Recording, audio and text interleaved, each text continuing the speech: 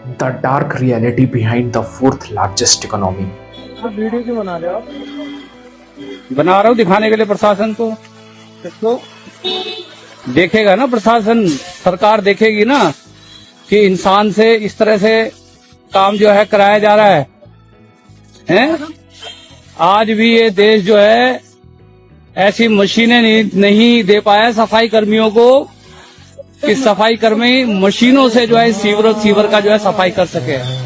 आप देखिए किस तरह से एक आदमी जो है मेन हॉल में घुसा हुआ है और सफाई कर रहा है। ये गाजियाबाद नगर निगम की कहानी है कि ये किस्सा है। इंडिया अब दुनिया की फोर्थ लार्जेस्ट इकोनॉमी बन चुका है। ये लाइन सुन के तालियां बजती है, टीवी पे सेलिब्रेशन होता है, ट्विटर पे नेशनलिज्म ट्रेंड करता है। पर एक सवाल जो इलेक्शंस में आज तक नहीं पूछा गया, अगर हम इतने ही पावरफुल हो चुके हैं तो आम आदमी आज भी अपना हक रखने से डरता क्यों है? आज मैं इकोनॉमी का पोस्टर नहीं, उसके पीछे की डार्क रियलिटी दिखाऊंगा। और अगर कोई ये आंख बंद करके बैठा है कि नहीं इंडिया में तो सब ठीक चल रहा है, मैं अपना दिमाग बिल्कुल नहीं चलाऊंगा, तो वीडियो को यहीं बंद कर दो। चलिए वीडियो को स्टार्ट करते हैं। बीजेपी के टिकट पर तो कुत्ता भी खड़ा हो जाए हम जिता देंगे। ये सच है, अगर कुत्ता भी आएगा उसको भी जिताएंगे। ये तो फिर अंधविश्वास नहीं, भक्त हैं, अंधविश्वास नहीं है, हम भक्त हैं। महंगाई मेरे हिसाब से कोई ज्यादा नहीं हुई। अब मैं 10 साल से बनियान नहीं पहन रहा, देखो आप, वो भगवान है हमारे। आप पढ़े लिखे युवा हैं, छात्र हैं, इतने अच्छे कॉलेज में पढ़ते हैं, सरकार जैसा कहेगी वैसा मान लेंगे, अपने विवेक का इस्तेमाल नहीं करेंगे। तो पढ़ा लिखा होने का मतलब ये बिल्कुल भी नहीं कि हम अपने दिमाग का इस्तेमाल करना चाहिए। फोर्थ लार्जेस्ट इकोनॉमी आज के डेट में एक पॉलिटिकल स्लोगन बन चुका है।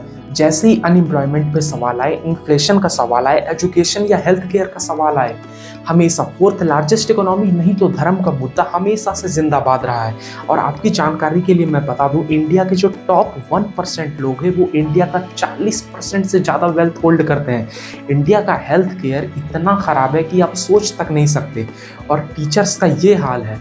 बच्चों का भी क्या? अभी तो बोला ABCD, ककहरा, गिनती, पहाड़ा। 3 अंक के सबसे बड़ी संख्या क्या होता है? 3 अंक है, 3 अंक होता है 1 2 3। 3 अंक के सबसे बड़ी संख्या हम पूछ रहे हैं। बड़ी संख्या 3 अंक है, सबसे बड़ी संख्या 50। अच्छा 50 होता है। जनवरी फरवरी बताती हैं बच्चों? जी। तो जनवरी का स्पेलिंग लिखिए, यहाँ पढ़ी। देखिए जनवरी का स्पेलिंग लिख रहा है मैडम। हाँ हाँ हाँ हाँ हाँ हाँ ठीक है। JANNUARY। यू कहाँ लिखा है यहाँ पे? कुछ ही है, बोल करके बताइए। और वो छोड़ो, आवाज उठाने वाली मीडिया तक को हमारे यहाँ खरीद लिया गया है। और लॉ, इसकी तो मैं क्या ही तारीफ करूं। एक रेपिस्ट को जेल से फ्री कर देते हैं और इतनी आवाज उठती है तब जाकर के एक डिसीजन पे ये स्टे लगता है। लेकिन ये बातें लोगों को समझ में कहाँ आती है। बस हिंदू खतरे में है, मुसलमान खतरे में है। लेकिन जल्द रियलाइज कर लो दोस्तों, ये ऊपर बैठे सारे बुरे लोगों के कारण पूरा हिंदुस्तान खतरे में है। GDP बढ़ रहा जा रहा है। किसके लिए? क्या आपकी सैलरी बढ़ी? क्या स्ट्रेस कम हुआ? क्या जिंदगी अफोर्डेबल हुई और महंगी हो गई? GDP ये नहीं बताता कि एक आदमी सुकून से जी रहा है या नहीं। GDP सिर्फ इतना बताता है कि पैसा चल रहा है। और इंडिया में पैसा नीचे तक नहीं आता, ऊपर ही घूमता रहता है। सिर्फ ये टॉप 1% के पास सिर्फ GDP बढ़ा जो ऊपर जा रहा है, आम आदमी और नीचे दब रहा है। सिर्फ अमीर बेटर होते जा रहे हैं, बाकी हम सब अपनी लाइफ सिर्फ एडजस्ट करके जी रहे हैं। अब बात करते हैं हमारे यूथ्स की। किसी भी देश में यूथ सबसे बड़ा एसेट होता है और रियलिटी हमारे देश में यूथ एक सबसे बड़ा एक्सपेरिमेंट है। गवर्नमेंट जॉब्स में लाखों लोग अप्लाई करते हैं सिर्फ होप के लिए। प्राइवेट सेक्टर बोलता है एक्सपीरियंस चाहिए, लेकिन एक्सपीरियंस लेने का मौका देगा कौन? कॉलेज, और वो भी इंडिया में, भूल जाओ। और जब यूथ क्वेश्चन पूछे तो भैया वो है एंटी नेशनल। इस एरा में स्टूडेंट्स किस हालत से गुजर रहे हैं वो सिर्फ वही जानते हैं। जब आपने तैयारी शुरू करी आप कितने साल के थे? सर उस समय हम 18 साल के थे। और अभी हम 30 साल के हो गए। 30 साल। पिछले 12 सालों में आपने अपनी जिंदगी में क्या किया? जिंदगी में सर पढ़ते गया, डिग्री लेते गया, मैंने 3 सब्जेक्ट में पोस्ट ग्रेजुएट किया, बीएड किया, सीटेट क्वालिफाइड है, नेट क्वालिफाइड है सर। तो मेरी भी एक सपना थी, मेरे माता पिता की भी सपना थी, गांव में हम लोगों को भी बहुत इच्छाएं थी कि बच्चा पढ़ने में ठीक है तो पढ़ेगा तो वो कुछ अच्छा करेगा, समाज के लिए भी कुछ अच्छा करेगा। मैंने बहुत मेहनत किया। 12 साल एक लंबा अरसा होता है। इस दौरान आपकी जिंदगी में क्या क्या छूट गया? जिंदगी में सारी चीज छूट गया सर, घर परिवार रिश्तेदार सारे छूट गए। हम लोग को बहुत हीन भावना से देखते हैं लोग, जो भी देखते हैं हम लोग को बहुत हीन भावना से, परिवार रिश्तेदार हम लोग इतना बात नहीं करते सर। और मैं 2 साल से गाँव में ही नहीं गया अभी तक। दुख है सर, क्या बोलूं, मैं अपने दुख और पीड़ा को किसी पर सामना नहीं कर सकता हूँ। बहुत संघर्ष से पढ़ा, ट्यूशन पढ़ा के मैं 2012 से ट्यूशन पढ़ा के अभी तक मैं पढ़ाई किया हूँ और मैं कुछ भी हासिल नहीं कर पाया।